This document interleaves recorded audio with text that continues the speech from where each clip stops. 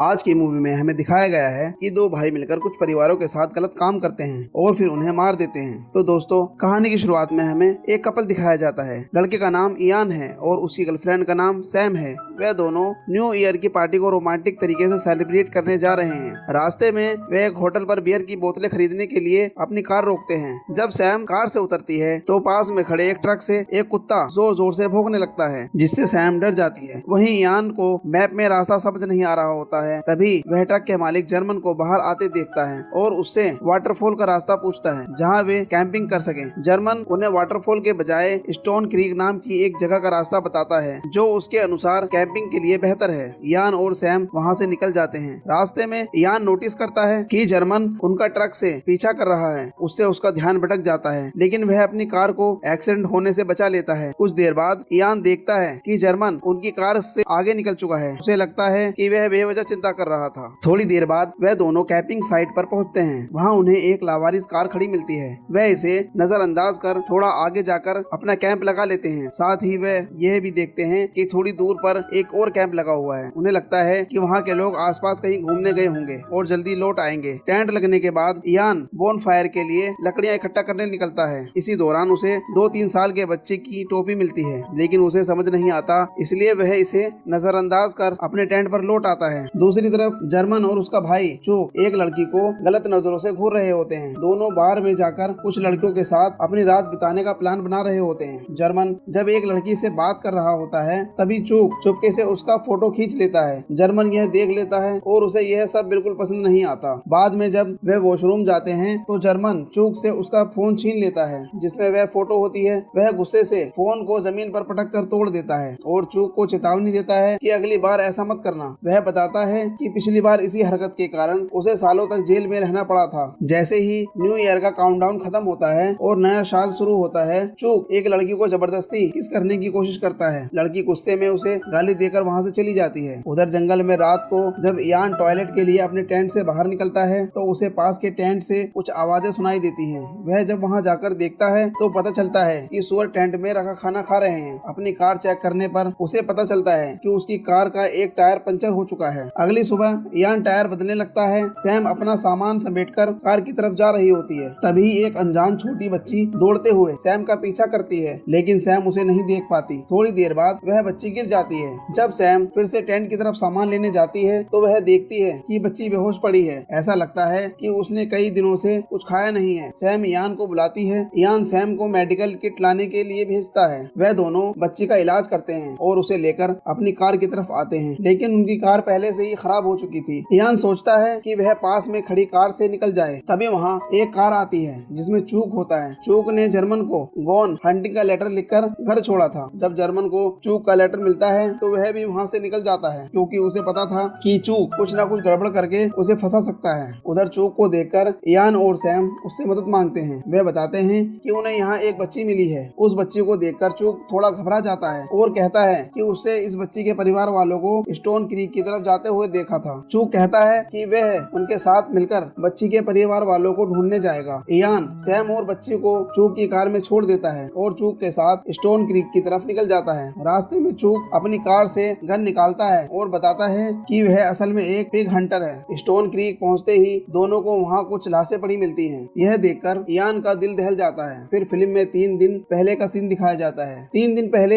एक परिवार जिसका नाम बेकर फैमिली था वह आया था। परिवार में पति रॉबर्ट, पत्नी मार्गरेट, 16 साल की बेटी एमिली और 2-3 साल की छोटी बच्ची ओली थी। ओली वही बच्ची थी जिसे हमने सैम के पीछे भागते हुए देखा था। यह परिवार भी सैम और इयान की तरफ वाटरफॉल नाम की जगह पर कैंपिंग करने आया था। शाम को जब वह वहां पहुंचे, एमिली फोटो खींचने में व्यस्त थी और रॉबर्ट सबके लिए खाना बना रहा था। रात में खाना खाने के बाद वह सभी बोन फायर के बाद बैठकर बातें करने लगे। बातों बातों में रॉबर्ट अपनी फैमिली को बताता है कि पास ही में स्टोन क्रीक नाम की एक जगह है जहाँ कुछ लोग टूरिस्ट को बंदी बनाकर लूटते और मार डालते हैं। यह सुनकर एमिली थोड़ा घबरा जाती है। उसे घबराए देखकर रॉबर्ट कहता है कि वह मजाक कर रहा था। थोड़ी देर बाद सब लोग हंसी मजाक के बाद सोने चले जाते हैं। अगले दिन रॉबर्ट और मार्गरेट ओली को साथ लेकर पास में ट्रैकिंग करने निकलते हैं। जाने से पहले वे सभी मिलकर फैमिली की कुछ तस्वीरें खींचते हैं। एमिली उनके साथ नहीं जाती क्योंकि उसे ट्रैकिंग पसंद नहीं थी। वह अपनी कार में अकेली रह जाती है। थोड़ी देर बाद जब एमिली अपना फोन चला रही होती है तो उसे पीछे की झाड़ियों से उसे कुछ अजीब आवाजें सुनाई देती हैं। डर के मारे वह अपनी कार में जाकर सो जाती है। कुछ समय बाद वहाँ एक ट्रक आता है जिसमें जर्मन और चूक होते हैं। उनके साथ एक पिंजरे में उनका खतरनाक डॉग बेंजो भी होता है। चूक ट्रक से उतरकर सामने खड़ी कार को चेक करने लगता है। वहीं जर्मन चूक एमिली को अजीब नजरों से घूरने लगते हैं। जर्मन चूक से कहता है कि वह उस लड़की के साथ कुछ गलत करे, लेकिन चूक उसे चेतावनी देता है कि तुम पहले ही ऐसी हरकतों के कारण जेल जा चुके हो। जर्मन एमिली के टेंट में भी जाकर चेक करता है, लेकिन उसे वहाँ कोई नहीं मिलता। हालांकि चूक एमिली को देखकर खुद को रोक नहीं पा रहा था। चूक कार की खिड़की पर नाक करके एमिली को जगाने की कोशिश करता है। चूक को देखते ही एमिली डर जाती है, उसे कार से बाहर आने को कहता है, लेकिन एमिली उसकी अजीब हरकतों को देखते हुए मना कर देती है। चूक जबरदस्ती उसे बाहर आने को बोलता है। परेशान होकर एमिली कार का हॉर्न बजाने लगती है। हॉर्न की आवाज सुनकर रॉबर्ट, मार्गरेट और जर्मन कार की ओर दौड़ते हैं। जर्मन जल्दी से वहां पहुंचता है और गन की नोक पर एमिली को कार से बाहर निकाल लेता है। तभी अपनी बेटी को बचाने के लिए रॉबर्ट वहां आ जाता है। जर्मन रॉबर्ट को एक जोरदार मुक्का मारता है, जिससे वह बेहोश हो जाता है। उधर मार्गरेट ओली को सुरक्षित रखने के लिए उसे टेंट में छोड़कर कार की तरफ भागती है। मार्गरेट चूक पर झपटती है, लेकिन चूक ताकतवर होता है और उसे आसानी से काबू कर लेता है। एमिली डरकर जंगल की ओर भागती है, लेकिन जर्मन उसे बंदूक की नोक पर फिर से पकड़ लेता है। जर्मन और चूक परिवार के तीनों लोगों को स्टोन क्रीक ले जाते हैं और वहाँ बांध देते हैं। वह रॉबर्ट के सामने ही उसकी पत्नी और बेटी का रेप करते हैं। थोड़ी देर बाद चूक एमिली का फोन उठाकर चेक करता है। यह वही फोन होता है जिससे उसने न्यू ईयर वाली रात बार में जर्मन की फोटो खींची थी। फोन में चूक को फैमिली की तस्वीरें मिलती हैं, जिसमें ओली भी होती है। अब जर्मन मार्गरेट से ओली के बारे में पूछता है, लेकिन वह कुछ नहीं बताती। गुस्से में जर्मन और चूक रॉबर्ट के सिर पर एक कैन रखकर शूटिंग गेम खेलने लगते हैं। रॉबर्ट के हिलने की वजह से कैन गिर जाता है, जिससे चूक गुस्से में आकर सीधे रॉबर्ट के सिर में गोली मार देता है। रॉबर्ट को एमिली और मार्गरेट के सामने ही मार दिया जाता है। इसके बाद वे वही गेम मार्गरेट के साथ भी खेलते हैं, लेकिन मार्गरेट के बार बार हिलने से परेशान होकर जर्मन उसे थप्पड़ मारकर बेहोश कर देता है। वह मार्गरेट के ऊपर कैन रखकर शूटिंग प्रैक्टिस करता है, लेकिन निशाना नहीं लगता। चूक उसे चिढ़ाने लगता है और कहता है, तुम्हारी उम्र हो चुकी है, अब चश्मा लगा लो। गुस्से में जर्मन मार्गरेट की छाती में गोली मार देता है। इसके बाद वह एमिली के सिर में भी गोली मारकर उसे मार देते हैं। तीनों को मारने के बाद वह ओली को ढूंढने उनके टेंट पर जाते हैं, लेकिन ओली वहाँ नहीं मिलती, क्योंकि वह अपने माता पिता को ढूंढते हुए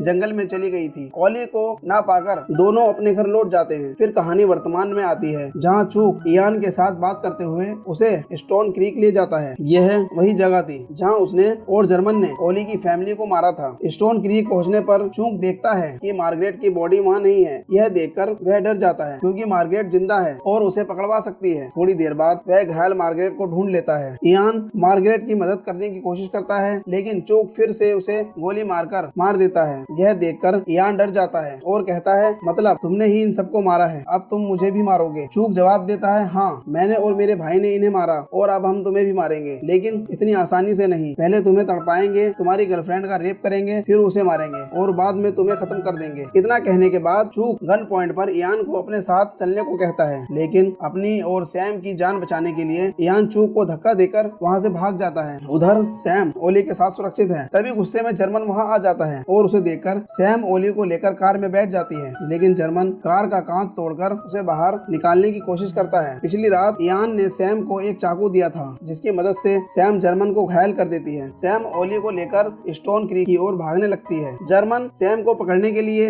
अपने डॉग बेंजो को उसके पीछे भेज देता है, लेकिन रास्ते में बेंजो का ध्यान एक की ओर भटक जाता है, जिससे सैम को भागने का एक और मौका मिल जाता है। उधर चूक गोली चलाते हुए गलती से जर्मन को ही इयान समझकर गोली मार देता है। जर्मन घायल होकर गिर जाता है। तभी ओली रोने लगती है, जिससे चूक को सैम का पता चल जाता है। वह सैम का पीछा करता है और थोड़ी दूर जाकर उसे पकड़ लेता है। चूक सैम को अपने साथ खींचकर ले जाता है। इयान जर्मन की गन उठाकर चूक को मारने की कोशिश करता है, लेकिन चूक को अपनी ओर आते देखकर पास में ही छिप जाता है। अपने भाई जर्मन को मरता देख चूक पागल हो जाता है। ओली के जोर जोर से रोने की वजह से वह खुद को काबू नहीं रख पाता। वह ओली को सैम से जबरदस्ती छीनकर जमीन पर पटक देता है। जर्मन दर्द से तड़प रहा होता है और चूक से कहता है कि वह उसे गोली मारकर एक आसान मौत दे दे। पहले तो चूक मना कर देता है, लेकिन जर्मन के बार बार कहने पर वह अपने भाई को गोली मारकर मार देता है। इसके बाद चूक सैम को उसी जंगल में जाकर बांध देता है जहां उसने वॉस बेकर फैमिली को मारा था। वह सैम का रेप करने की कोशिश करता है, लेकिन फिर उसका मूड बदल जाता है और वह उसे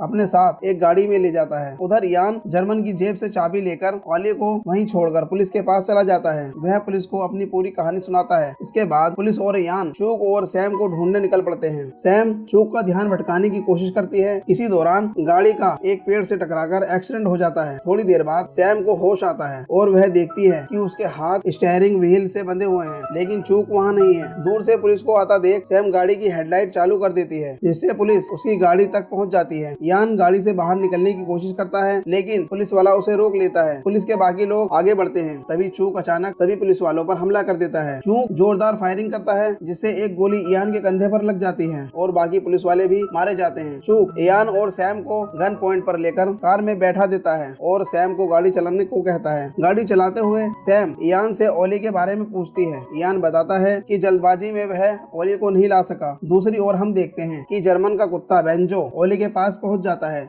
और उसका ध्यान रख रहा है। सैम गाड़ी की स्पीड बढ़ा देती है, जिससे चूक को परेशानी होने लगती है। तेज रफ्तार की वजह से गाड़ी पलट जाती है। यान बेहोश हो जाता है, लेकिन सैम और चूक गाड़ी से बाहर निकलते ही लड़ने लगते हैं। मौका पाकर सैम एक बड़ा पत्थर उठाकर चूक को तब तक मारती है जब तक उसकी खोपड़ी के 2 टुकड़े नहीं हो जाते। फिर सैम और यान अस्पताल में दिखाए जाते हैं, जहां उनका इलाज चल रहा होता है। वह सवाल उठाता है कि ओली के साथ क्या हुआ। दरअसल उसके साथ जर्मन का कुत्ता बेंजो है और उसका ध्यान रख रहा है। जब तक कोई इंसान उन्हें ढूंढ नहीं लेता, बेंजो ही उसकी सुरक्षा करेगा। जर्मन और चूक दोनों साइको थे जो टूरिस्ट को लूटते थे और लड़कियों का रेप कर उन्हें तड़पा तड़पा कर मार डालते थे। इसी के साथ यह कहानी खत्म हो जाती है।